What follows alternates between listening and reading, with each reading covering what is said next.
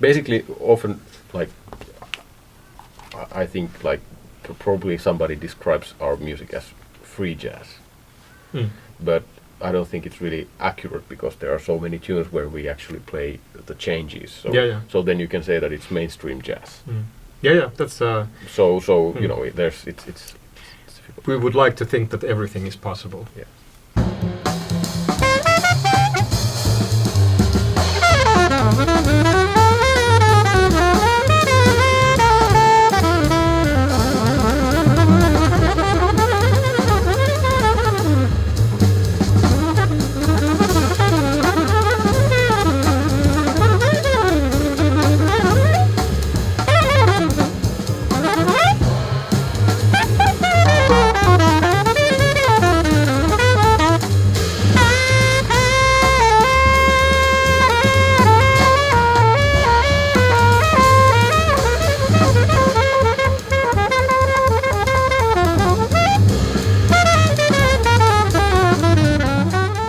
I think that in all music that has this kind of a high standard that you aspire to, I think that the listener has to be also willing to make this extra leap and really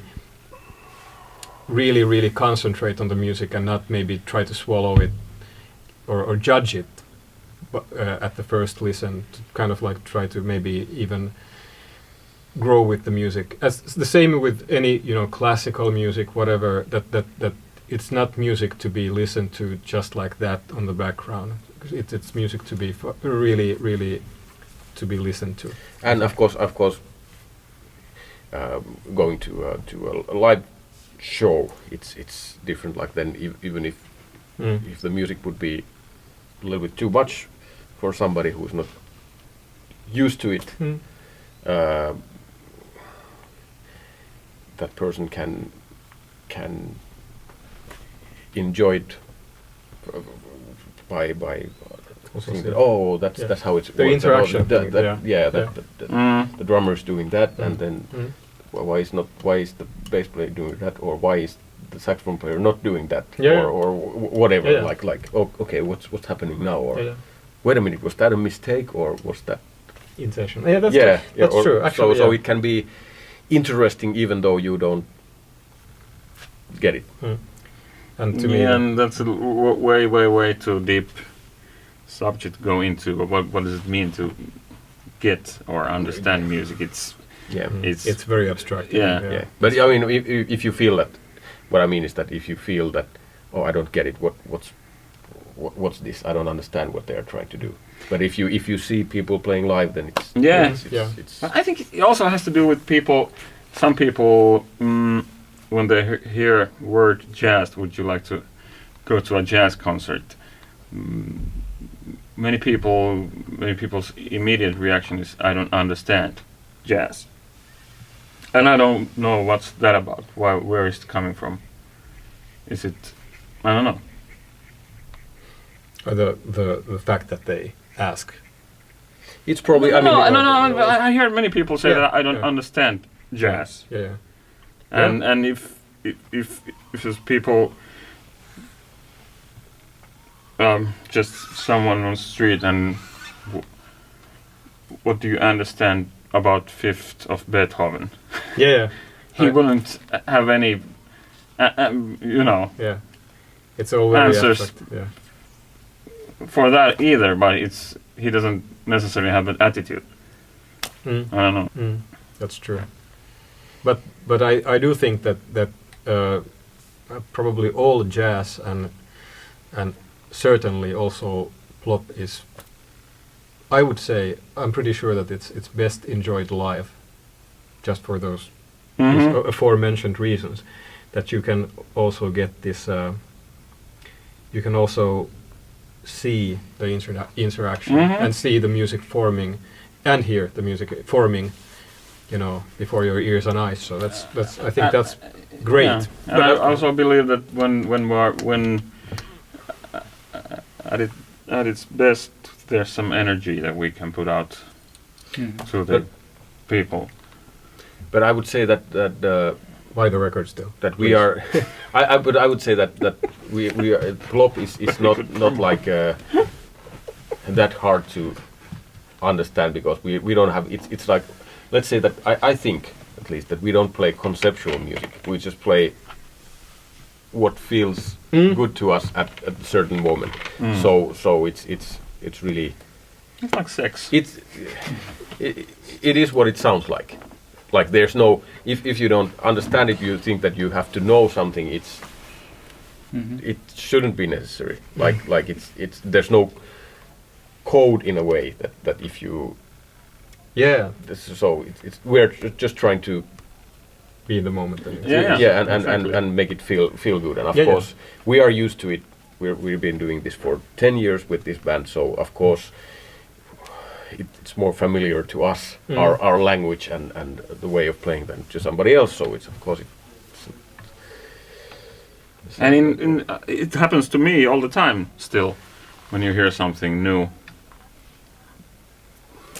that you can hear that this is very good, but then don't get it immediately, and then when you listen to it more, you hear these codes or layers that.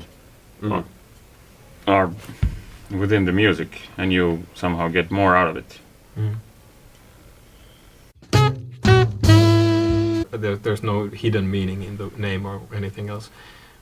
It just is a striking name that actually doesn't mean anything specific. Actually, we were meeting in a bar in Helsinki where we decided, okay, now we really need to get the name. We had played some gigs with some other names, but then we decided, okay, we need to. Yeah, now we have to have a better name, and we had some really bad. The other choices were really bad. The PLOP was the least. Yeah, and they are not even, and they were so bad that it's not even possible to say them out loud. Yeah. Because please don't even try. I'm not. Okay. Yeah. The styles that we've been playing, the compositions feature different styles. I think anything from bebopish or even somehow swinging Ellingtonian, or maybe that's saying a bit too much, but anything from that to gospel kind of feels, to waltz, African influences. A little bit funky. Yeah, kind of like funky African things.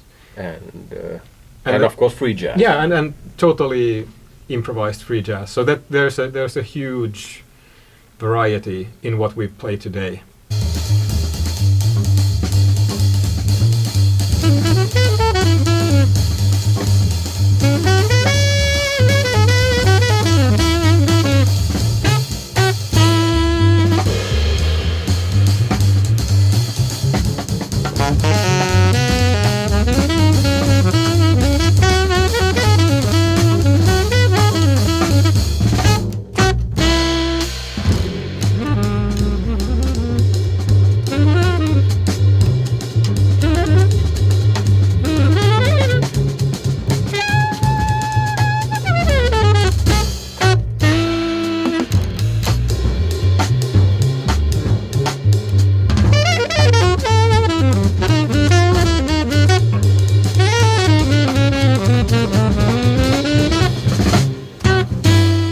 Once I remember reading a weather report interview on Downbeat, like in 1979 or something, and Joe Zawinul was asked, "So, Mr. Zawinul, there are many influences from different musics around the world." Then world music wasn't invented yet, so they didn't say world music, but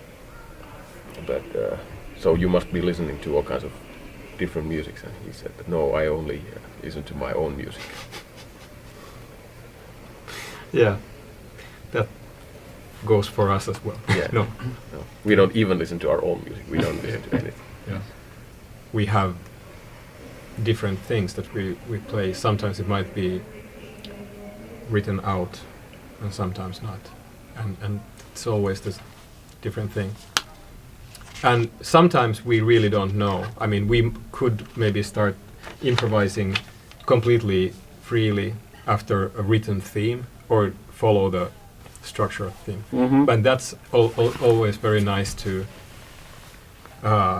usually very nice to kind of find out what we're gonna do, because we rarely talk about it, maybe, before the song.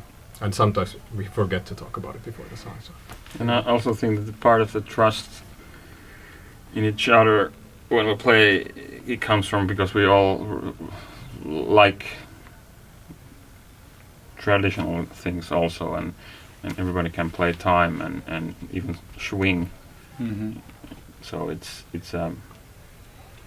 that's one basis that we come from. Like it's kind of it's there even though We don't play we don't play it. So that's true. Yeah. So it's kind of like a jazz is. I think we all agree, and Yeah. it's been said so many times, you know, by musicologists and musicians and historians or whatever, that jazz is a language, in the end. And I think that because we share this, somehow we share this basis of this language, that we can be completely free, without, you know, we can trust each other, you know, because we know the. and of course it's one language, but then there are some other languages like for example playing free, like it's, of course it's not coming out of the blue, like when somebody starts playing some kind of stuff, it's not happening for the first time, so then then it's also language. Yeah.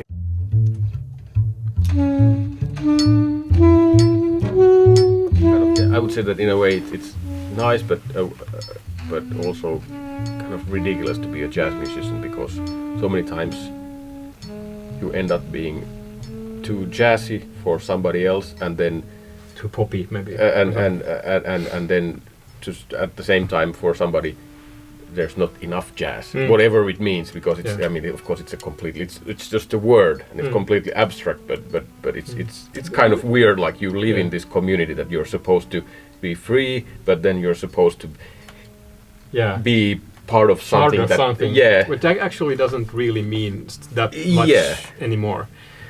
It's just a very, very large umbrella, and the sides of the umbrella are very blurred. Maybe 90 years ago, somebody, when you told somebody, let's jazz it up, it meant that you don't play what's written, but you play it in a different way. So well, in a way that's kind of good description, like whatever it is, just jazz it up. Yeah, like you find your own way of doing it. Yeah. So Yeah, I hope, or I wish that the attitudes weren't so strong in talking about Finnish jazz scene right now. It seems things have gotten better and more open, but still there are. If there's a even small possibility you could maybe hear some free jazz in a concert, there are a bunch of people who resist to go there just to, because it could happen. Maybe some people or some players are afraid to get stigmatized by liking the wrong thing. Mm-hmm. Part of the jazz scene, we were just talking about it last night, but not to get into details too much, but like I would say that like the scene where we entered in mid-90s or something, it was kind of hierarchic. Mm-hmm. Very much. So there are these people who know How it's gonna how it is. the chosen ones. Yeah, and that's not really like how to say, like creative environment in a way. yeah, exactly. So it's and maybe that's why there are quite many players who play very good and correct, but not excuse me, not necessarily very interesting or don't have so much persona in their music, because or they don't let it come out. exactly, yeah. But it's because there are some imaginary standards you should attain here. yeah. Like I mean, honestly, And there's nothing wrong with that, as long as you keep your own head straight somehow. Mm-hmm. and honestly, like we are not. I think I can say that to that it's for all of us that we don't think that we are like anything that special in a way. Like I mean, there's nothing. We are not like inventors of something. I mean, we are just trying to play what feels right for us. But at the same time, we don't want to be restricted too much about what is correct and what is to somebody or in other words, let the music guide us. Yeah, absolutely. So if it feels good, Then it's good. then it's good. Yeah. That's true. And if it feels bad, it's also possible that it's good. But you have to listen to it afterwards. And Yeah. decide. Yeah, and if it Yeah. feels good, there's a chance that it sounds bad. Yeah. That has happened. Yeah. Yeah. Stuff like that happens all the time. Yeah. There you go.